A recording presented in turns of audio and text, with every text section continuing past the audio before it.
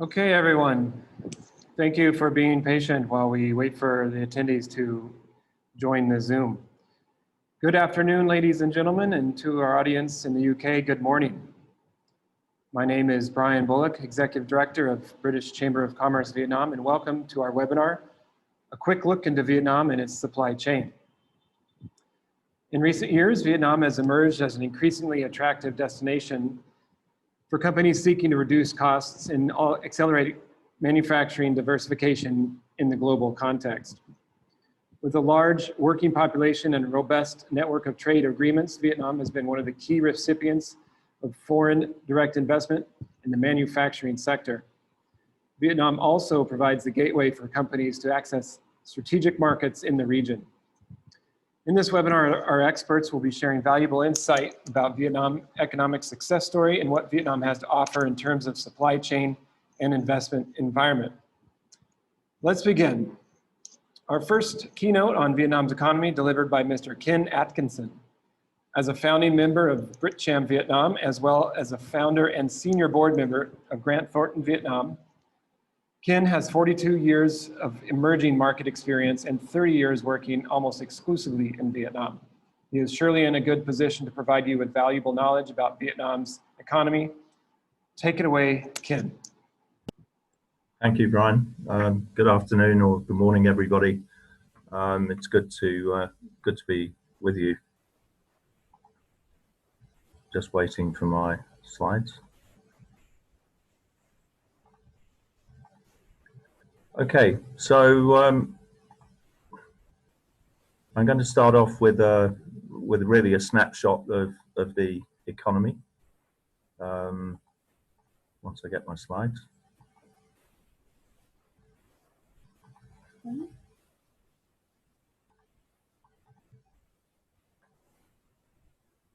Sorry. Okay. Can we skip through? So, as Brian mentioned, I was the founder of Grant Thornton Vietnam.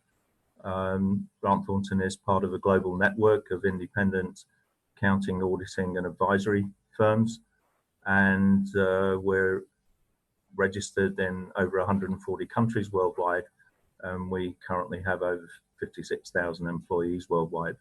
So some of you may be familiar with the name and the brand. Next slide, please. In Vietnam, we were actually the second accounting auditing firm to get a license in 1993. We've grown to 260 employees today. Our revenues are about $7 million US, and we have 13 partners. Thank you. I always like to start with just a brief overview of the history. Because Vietnam actually didn't open its doors to foreign investment officially till 1986, but because the first foreign investment law was not promulgated till 1988, December 88 in fact, it wasn't really till 89 that people started looking more seriously. In 1990, when I first took up partial residence in Hanoi, total foreign trade was actually only $5 billion US, and the average per capita income was well less than $200 US a year, and Vietnam ranked as one of the poorest countries in the world. Foreign exchange reserves were minimal. We used to joke that foreign exchange reserves were whatever dollars the foreigners sold to the state bank the day before, and the government was very reluctant to allow 100% foreign ownership of any project. So most projects, the local partners contributed the land. And as there was no private sector at that time, all the partners were actually state-owned enterprises. Next slide. If we fast forward to 2019, Vietnam had a GDP growth rate of over 7%, had a very low inflation rate, 2.8%.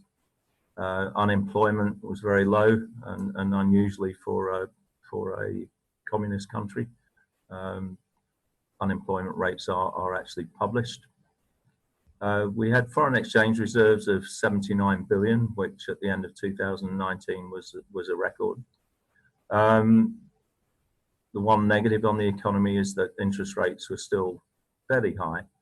Although the state bank did in 2019 lower some of its policy rates. We had a record, or almost a record, FDI in 2019 of $38.2 billion in commitments. And this was an increase of over 7% from the previous year. Sorry. The positives on Vietnam's business environment is that we do have a very stable government. We have a rapidly growing middle class, which is expected to reach 40% of the population by 2030. We've had very strong and positive GDP growth every year since 1990. There's an improving regulatory environment and easier licensing procedures and easier operating procedures. Although I have to say there are still challenges in those areas. I mentioned the continuing growth in GDP, and you'll see from the slide that from 2015 it's been averaging from 6.21 actually in 2016 to 7.02 last year. Thank you. The rapidly or fairly rapidly increasing GDP per capita. In fact, I mentioned 1990 below $200, and now in 2019 it was actually 2,007, almost 2,800. The top exports from Vietnam have actually changed in the last few years. Historically, footwear and textiles and garments were the leading export products. And now with massive investment from people like Samsung in particular, our exports of computer and electrical products have grown to $80 billion US, which is a significant percentage of total exports. You'll see quite a bit of similarity between the export list and the import list, and that's because Vietnam is still very heavily processing investments. A lot of them are involved in processing, so raw materials are imported from overseas, processed, and then exported, and that reflects in a lot of these products. The biggest investors are from Asia and Southeast Asia, and that's been historically the case from day one. However, what we've seen in the last couple of years is the major rising through the ranks of China. China last year was the 5th largest investor in Vietnam, and if you add Hong Kong to that, it was by far the largest investor into Vietnam. And this is partly because we do see this shift in manufacturing from China to Vietnam, and that's also the same for Chinese companies who are also moving manufacturing out of China. The top 3 sectors for investment are manufacturing and processing, real estate, and also retail and wholesale is very popular.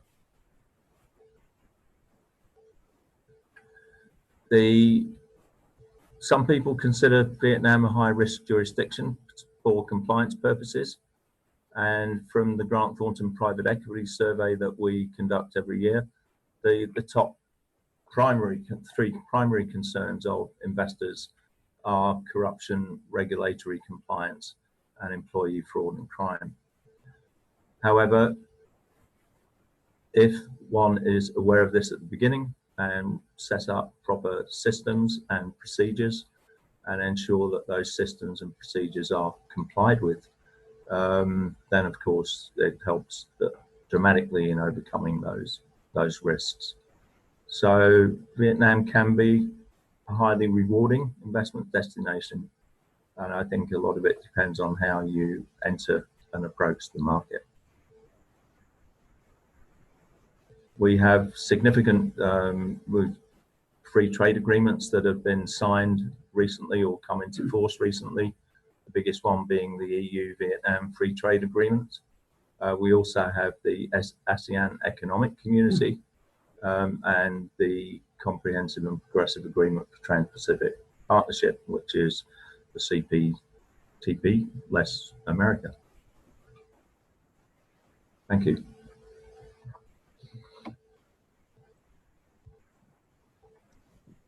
Thank you very much, Ken. Those are always rewarding history notes to hear you say. Our next speaker has extensive experience at managing at the director level in the fashion and footwear sector.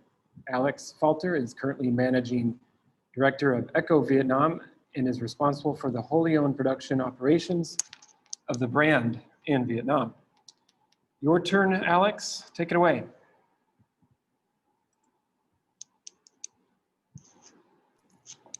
Thank you very much, Brian. Thank you for the invite. So let me get, Let me get started, and please have a look at these headlines. So you can see that Vietnam is, sorry, are my slides being shared?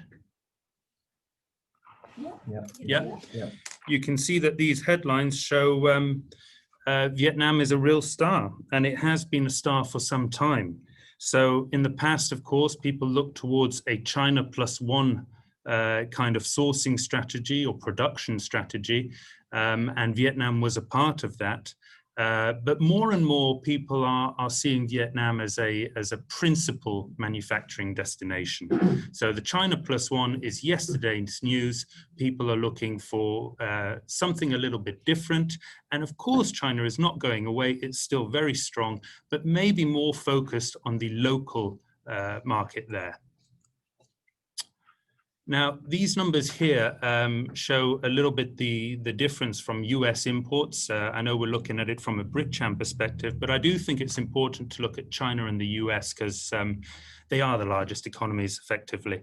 Now, this is pre-pandemic, so this is up until the end of September 2019, and you can already see a massive difference between the growth of Vietnamese exports and, of course, a reduction of Chinese exports. Now, of course, some of the trade war had already been going on by this time, but it's certainly not as strong as it is now. Add in COVID, and I would say in 2020, we certainly see a smaller export market from Asia, and I think Vietnam is for sure taking a larger share of that smaller market. Lockdowns recently in India, Indonesia, Philippines, and the ability of Vietnam to keep running throughout the COVID pandemic has certainly made people think twice and choose Vietnam as a very stable and reliable destination. So why Vietnam, and what is the scenario against China? So one of the major things, of course, is that China costs have increased, and you can see the difference here. I mean, in 2000s, a Chinese salary was about 5%. Of an American salary once all cost of companies are included, social benefits, etc. Now, by 2020, that difference was 4 times. So you start to see that it does become quite expensive to manufacture in China, especially when you add in cultural differences, the logistics, the access to market, the quick to market. And then there are other risks, and I don't want to go into that too much now, but we do have brands manufacturing with Xinjiang cotton, which have had some problems. We do have Volkswagen, who is manufacturing in Xinjiang. We also have some of the large automotive manufacturers who are very centered around Wuhan when that broke out. So a lot of people are thinking, you know, let's keep a little bit out of China. As you can see there also, China has become more expensive than a host of countries, including Mexico, Vietnam, Russia, and Romania. However, it's very important to realize that China is extremely good at productivity and having these clusters of suppliers around them. So tier 1, tier 2, tier 3, and to replicate that in some of the other markets is quite difficult. So China is certainly still a force to be reckoned with. This is a quotation from the Nikkei media. I think this is very relevant because what it's showing is that this drive for efficiency, just-in-time production, Lean Sigma 6, and the way that we would factories would be run almost without warehouses because there would just be last-minute kind of deliveries. All that is going to have to change to some degree, and I think that factories are going to have to think a lot more about bulking up on key items. And there are implications for working capital, for the amount of financial solidity that you've got in a factory to be able to hold stock in that sense. So quite a lot to think about, but it's all about being resilient in this current market. And then there's Vietnam's other attraction. We are effectively in the middle of the ASEAN market.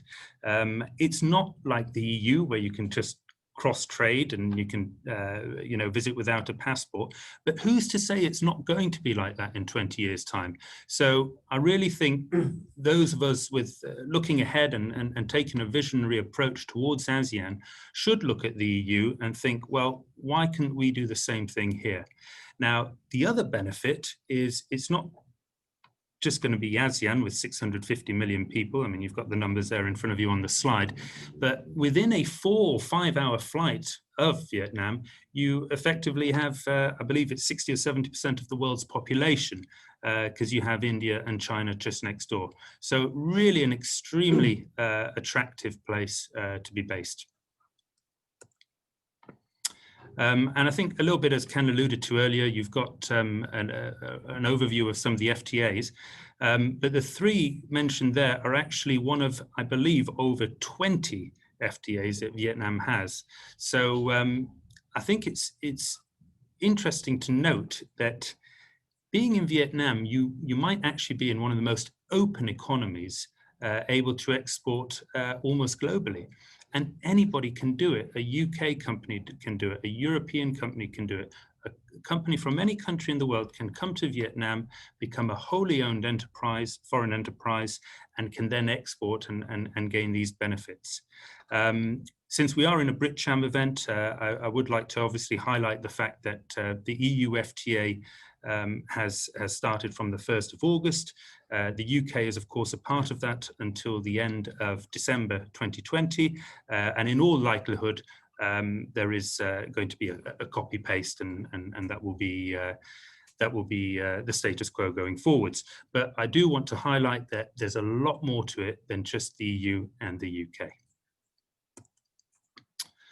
Some of the positive sides of the FTA are, of course, these 6 items. I would say that some of them will take more time. Government procurement, legal, institutional issues, that may take a few years to work themselves through, but there are milestones and master plans to do that. But the interesting thing is, of course, the elimination of custom duties, because that's really trade focused and that can move quite quickly. A lot of concerns about IPR as well, so seeing intellectual property rights being handled properly will also be very attractive. This is a bit of a highlight of some of the reduction of custom tariffs. Some of them move very fast, those that Vietnam is currently already excelling in. but some, of course, will take more time, such as pharmaceuticals, such as vehicles. But I do think it's very important to realize that this depends a lot on rules of origin. The reason for this FTA is actually for Vietnam to develop its tier 1, tier 2, tier 3 suppliers. So there is certainly a lot of work for Vietnam to do. They are very much about sourcing, processing, assembling. I think if you look at mobile phones, you look at automobiles in Vietnam, the exports, it must be almost 85–90% of the components are imported. So that needs to change if we want it to really benefit from these customs eliminations.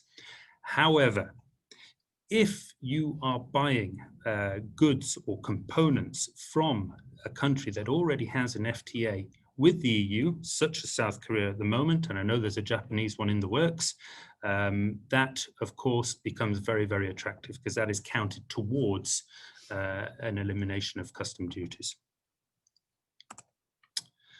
So how does the manufacturing landscape look? And I think there's a lot of options out there. So you've got the north of Vietnam, which is traditionally, I would say, a bit more heavy industry. Vietnam never got into heavy industry the way that China or Russia did in the 50s or 60s. But nevertheless, they had a bit, and that was normally centered around the economic triangle of Haiphong, Haiphong, and Hanoi. So that's where you see a lot of the heavier kind of industry, I would say. In the south, you see lighter industry, so a lot of textiles and apparel, footwear, etc. So it's really important to look around, choose wisely. Industrial zones all have slight different characteristics. Some can be tax-free for a small period and then a 50% tax for another small period. Others do not have that. Some have leases that have started 10 years ago on the land. Some have leases that are ready to start now. So there really is a very wide array of options out there. And I think it's important for anybody who's looking to make a base here to look carefully. You know, one of the really nice things I think of the last few years in Vietnam is the start of ready-built factories. So all this need to buy factories and to build a building is kind of taken away, and the opportunity to set up very quickly is now available. So this is a fantastic opportunity for people looking at the Vietnamese market who don't want to invest a large amount of money from the outset. Finally, just a quick look a bit at infrastructure. And I must say that the North at the moment, if you went back 15 years, you'd probably have had inferior infrastructure in the North, but it's a very different situation now, and you have fantastic highways. So Haiphong to Hanoi, which is about 110 kilometers distance, is about an hour and 15 minutes by car. This is a real game changer. So this area is really doing very well. You have a deep sea port in Haiphong, and the air connections are very good. You have 3 airports in that area. So really the North has kind of moved ahead, I would say, in terms of infrastructure. The South is a bit of a different story. It will get better. There are a lot of plans underway, but at the moment, congestion can be a little bit difficult.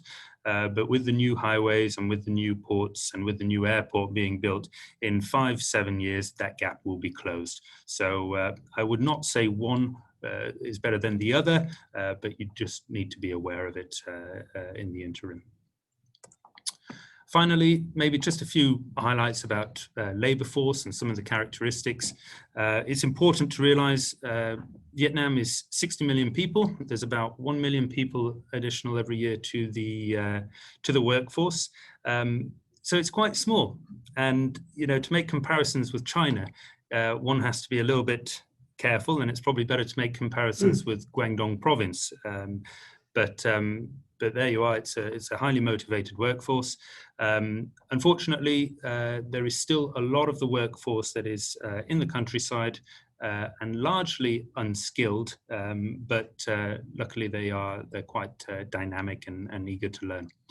In terms of education, there are excellent literacy rates. Vietnam often does very well also for STEM and competes with countries that are far wealthier, I would say.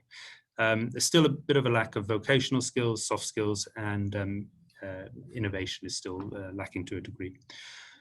Wages, anybody who looks at minimum wage might find it's very attractive, but the reality is, you know, there are a lot of extras that one should put in, such as bonuses of various types on a monthly basis. So I wouldn't pay too much attention to that, and you should really double up if you're looking for a realistic number.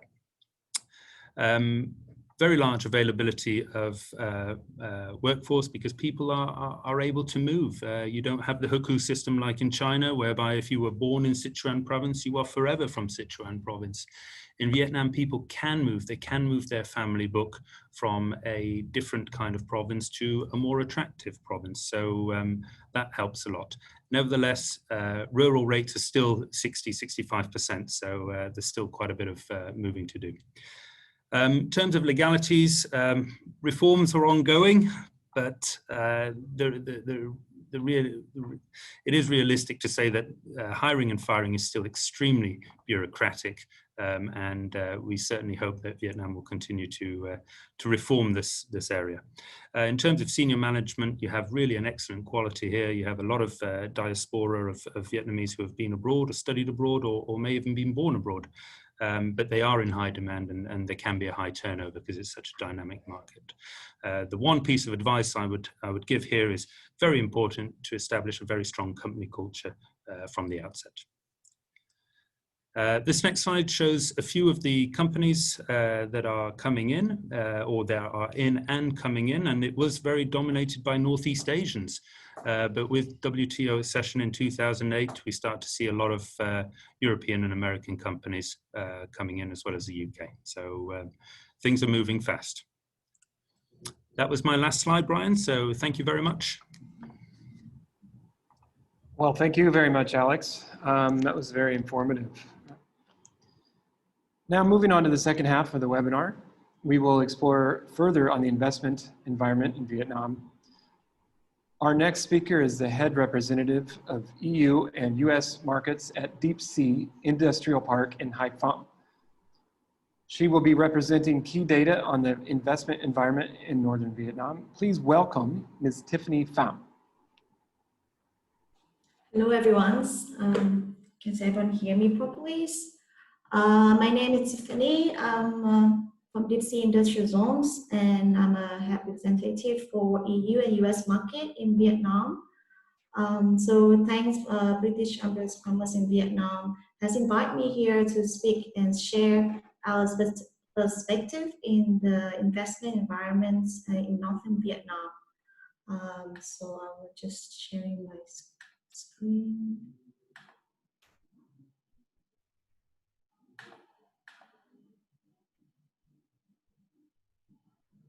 Please sharing, right? So let me just quickly introduce about Deep Sea Industrial Zone. So Deep Sea is the only European managed industrial park in Vietnam, and we have been here since 1997, so more than 20 years in Hai Phong, and it's a collaboration between the Belgium group and Vietnam local authorities. So with 20 years of more than 20 years of experience operating an industrial park in Vietnam, we have involved into one of the largest industrial zones in Northern Vietnam with a total area of 3,400 hectares across 5 industrial zones in prime location in Hai Phong and Quang Ninh. So allow me just to share my perspective in terms of the investment in the North and what we believe as the driving factors that that drive this growth in terms of the investment environment in Northern Vietnam. We have been here in the North Vietnam for more than 20 years. We have seen a lot of change in the most recent 10 years, but however, in the recent 5 years, we especially see the accelerations of the manufacturing shift from China to Vietnam. And I believe here today has aware of the shift in this supply chain from China has been happening for a while, and is more obvious in recent years due to some disruptive events.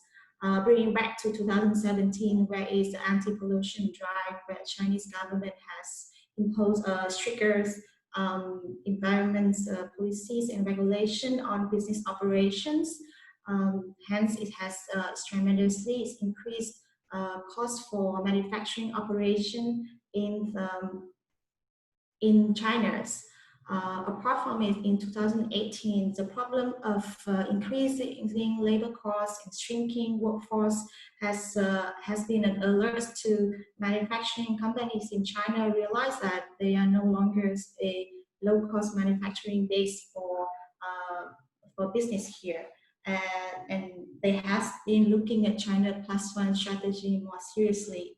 And especially with 2019 and still the ongoing COVID-19 in 2020 has accelerated that that urged the manufacturing company to look at this strategy more seriously, and that's why Vietnam come into the pictures, and we see things is benefit of this all these disruptive events are happening in China.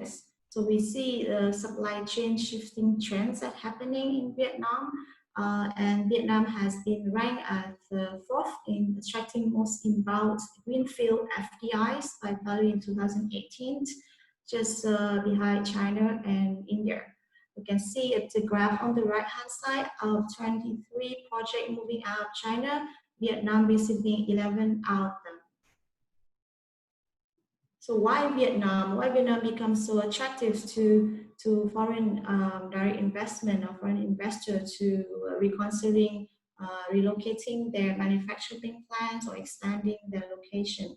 I believe my fellow speakers, Alex and Kent, has shared a lot of positive remarks about Vietnam advantage. So I would just like to highlight some of the advantage that we think that is substantially increase the attractiveness of Vietnam. So firstly is the location. It's all about the location. In Vietnam, there's no other Southeast Asia country that can have this strategic location in Southeast Asia that give access to 3.5 billion people, which means 50% of the world population. Within just 3,500 kilometers is converted into mode of transport. It means 5 days of shipping and 5 hours flight time. So by looking in Vietnam, this manufacturing or business can enjoy the connection or access to this huge potential consumer market of 3.5 billion people in a very in no time. On top of that, Vietnam offering an abundant labor force with 60% of Vietnam total population are in working force. In terms of the average monthly wages, Vietnam is still having a very competitive wage, well below or half of China's. Last but not least, I believe Vietnam also offering the investors a very competitive operation cost, as in the corporate tax incentive, it can be as low as 5% in where if your manufacturing plant located in the economic zone. Looking at the graph on the right hand side, we can see that Vietnam of Hanoi and Ho Chi Minh, where is the two major economic hubs of Vietnam, offering a cheapest rent and competitive rents and affordable labor costs for business who would like to manufacturing in Vietnam.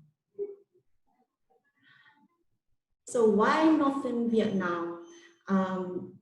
I would like to share some of the perspective of our thoughts and comments on why Northern Vietnam have attracted a lot of attention as well advantage to the foreign direct investment.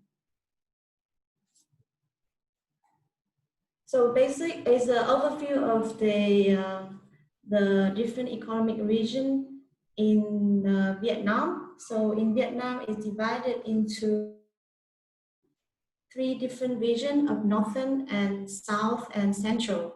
So northern regions is in northern regions is has 7 different cities, and amongst these cities there is Hai Phong and Quang Ninh, the economic powerhouse of northern. Looking at the data here, you can see that Hai Phong and Quang Ninh is leading the economics performance across the different economic indicators in terms of the growth rates, the manufacturing growth rates, the service growth rate, and industrial growth rates are way above the national average of Vietnam. I also want to highlight on the GDP per capita. In these two cities, they have a higher GDP per capita, more than the national average of $2,587 US. This has indicated a potential opportunities for a strong consumer market in these 2 regions. Another advantage of the North is its location and its infrastructure developments, as Alex has highlighted in his presentations, and Northern has receiving a lot of infrastructures investment from the government into Northern Vietnam. So there's a lot of advantage when it comes to the north of Vietnam. However, the logistics cost is still one of the concerning factors for business considering to locating in Vietnam. And you can see that by shipping a port to shipping of cargo by Shanghai port to Hai Phong port, it's cost you about $200 US. It's the same price as you transport from Hai Phong port to west of Hanoi by truck. So road logistics is still a concerning factors for business, and however, so location is becoming a weighting of importance for investors. So for the north, thanks to the infrastructure developments with surrounded by a lot of highway, express highway that connecting to all the way to the southern part of China within just 12 hours by trucking, as well as connecting to the Hanoi capital by 1.5 hours. I believe in the past that it takes us more than 4 to 5 hours to travel to the capitals, as well as the coastal express highway that is connecting with all the 6 provinces of the toward the south. On top of that, we have 3 different ports, with one the only deep sea port in the north, as well as 3 international airports within a reachable distance. So we can see the infrastructure developments for the express highway that connecting the northern to Shenzhen, Guangzhou in just 12 hours. Another factors that contributing to the success stories of the Northern is the large land bank available of industrial land in prime location. So for this factor is very crucial in our perspective, because it can help to fasten up the investment time, which is for the business who would like to setting up their business in Vietnam or manufacturing plant in Vietnam.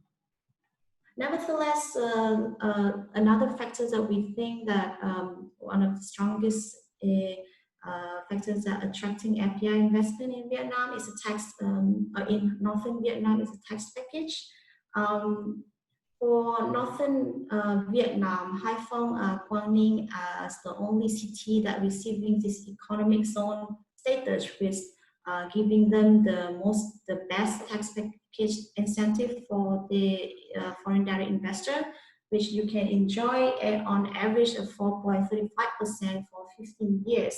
And I would like to share that in Vietnam, the government distributes this economic zone equally across northern, southern, and central, but in the north, it's just Hai Phong and Quang Ninh as the area that can receiving this economic zone status. So what are the opportunities there for UK companies? As Alex has mentioned about the EU FTAs, is also among one of the 13 FTA that Vietnam has signed. So by locating your plants in Vietnam, it can offer the access to 68% of the world population or 78% of the world GDP. Especially with the FTA with ASEAN and China's, it's give a huge benefits opportunities to targeting the ASEAN market with 654 million population, with 454 million population in middle class by 2030. So this is another benefit for UK companies who would like to come to Vietnam and targeting, especially for ASEAN and China. Zooming on more local opportunities, as you can see that from Alex's slide, that in the north, two of the most densely operated cluster electronics and automotive. From the graph on the slide, you can see that 73% of the electronics company are located in the north, and among 10 of the biggest company in terms of revenue, most are in the north as well. In terms of the automotive clusters, it's the same story with 48% that densely operated in the north. On the left graph, you can see there is indicated positive growth for both the production and sale of automotive in the north by 2025. So with these opportunities, and these two have two clusters in the north, it given the UK company, especially the established stronger industry of UK manufacturing, as the machinery, equipment, or metal production, can join these supply chain clusters and reaping the benefit of the cluster in the northern Vietnam. So last slide is the sharing of across different investors and from different nationalities and industry has been operating and become our long-term partners with Deep Sea Industrial Zone. So that's it for my sharing about our perspective of the investment environment in Northern Vietnam. Thank you. Thank you so much, Tiffany. We really appreciate you joining us today. Before we have our last speaker, I'd like to mention that there are some questions and being asked, and we will try our best to answer those live at the end of the fourth speaker. So if you have any questions and we don't get to answer them, please be assured we'll get to them offline. So last but not least, our speaker from Phu My 3 Specialized Industrial Park will talk about investment environment in the south of Vietnam. Please welcome Deputy General Director of Phu My, Mr. Kazama Toshio. Thank you, Brian, to introduce for me. I'm great honor to have this opportunity to present today's webinar.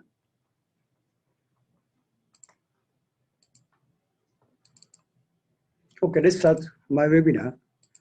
I have prepared for the full agenda today.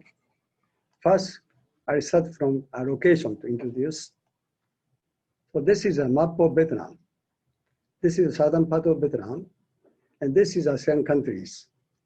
From here, we can reach about 2 hours flight. And this area also have 650 million of population. This population also increasing every year. Means from here, we can access to very big and growing market easily.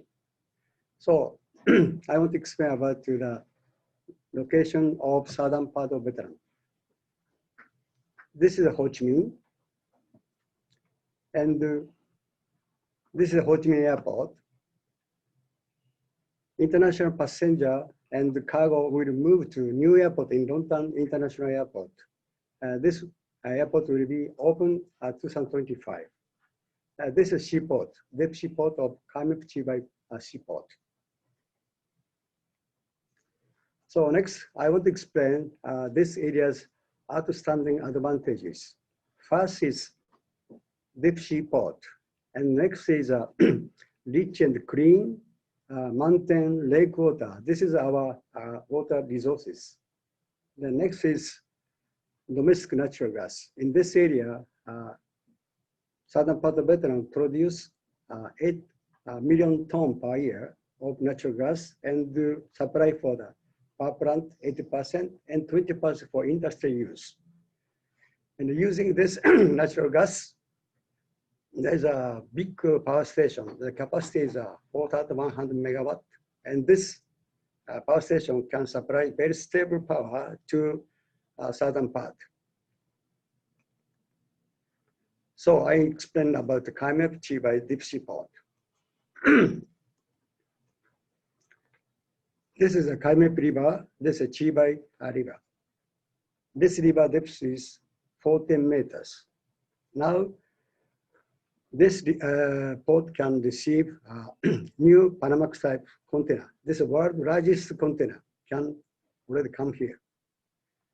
And this area, 5 container terminals and 7 general cargo terminals. From Cai Mep seaport, there is a 16 non-stop direct shipping to Europe and America.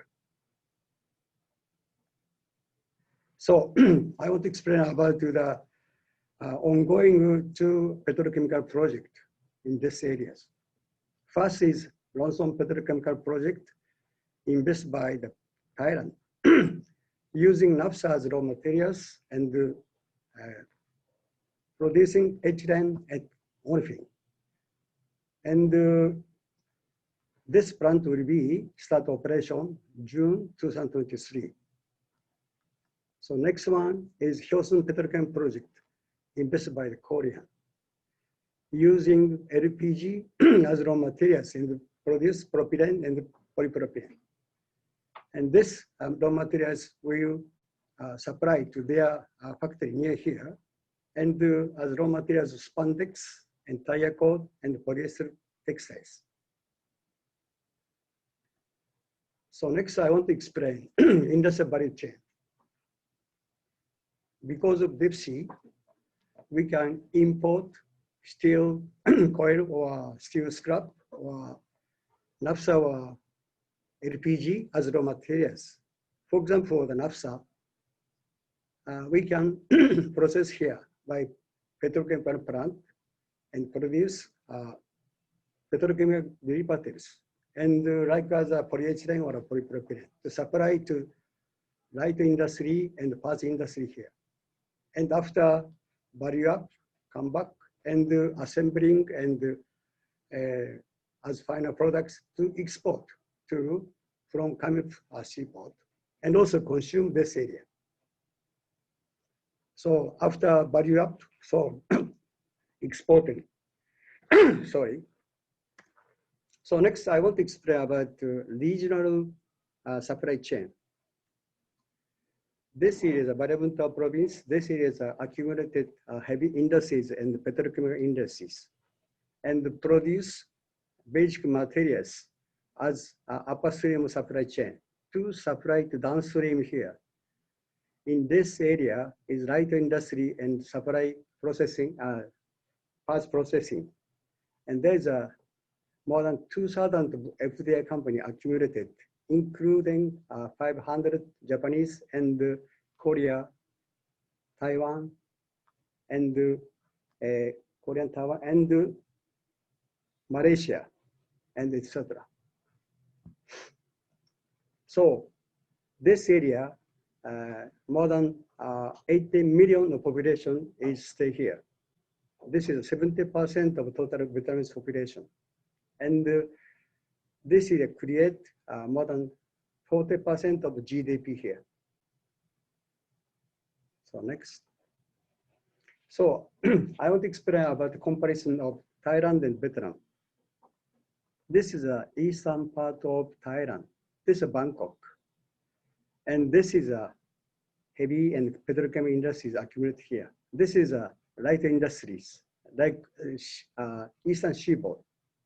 So from heavy industry and petrochemical area as a supply chain of upstream to supply downstream in Eastern Seaboard. And after assembling and processing and come back to through Long Thanh Airport, BritCham Seaport to export. So this is very similar to developing of a southern part of Vietnam.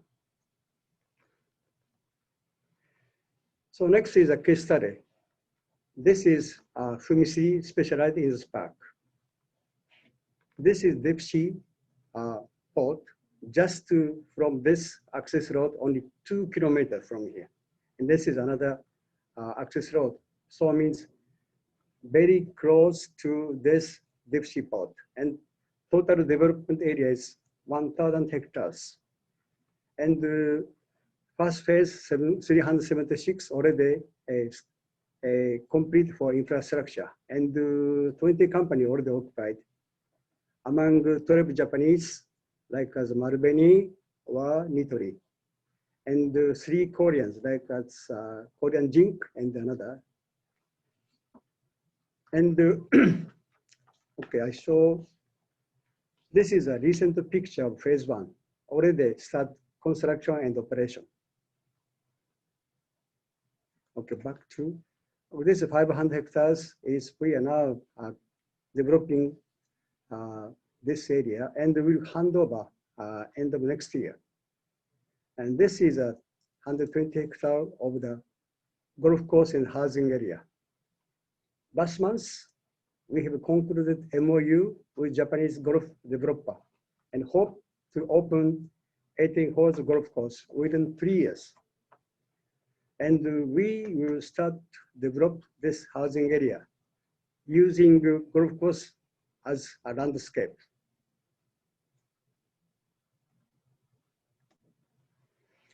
Why Specialized Industrial Park? Because December 2014, Vietnam government has established Special Industrial Park and nominated and approved Phu My 3 and giving 2 benefits. One is 20 years longer leasing period up to 2077. And one more benefit is 20 years exemption of the payment of land use fee. This land use fee is like a property tax.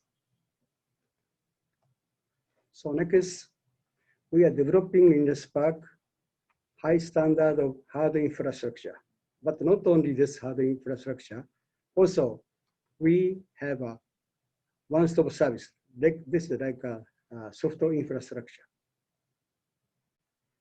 And our 100 of our engineering staff supporting for tenant stable operation strongly.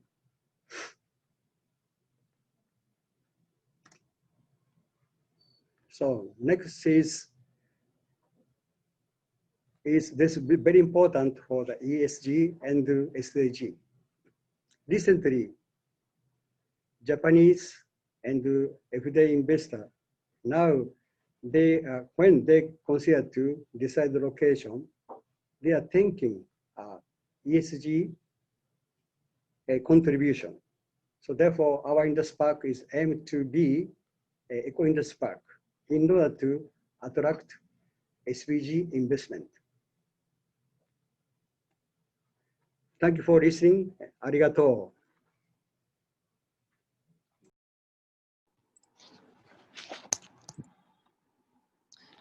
Thank you so much, Kazama.